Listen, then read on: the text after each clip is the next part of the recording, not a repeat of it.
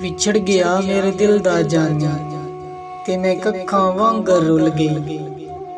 फुल्लां नालों नाज़क जिंदड़ी मेरी विच कंडियां दे रुल गई।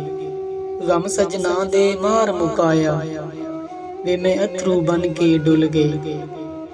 एक माया तेरी याद नहीं भुलदी बाकी हर शै जग दी भुल गई। अग हिजर दी बलदी सीने विछड़े गुजरिया साल महीने।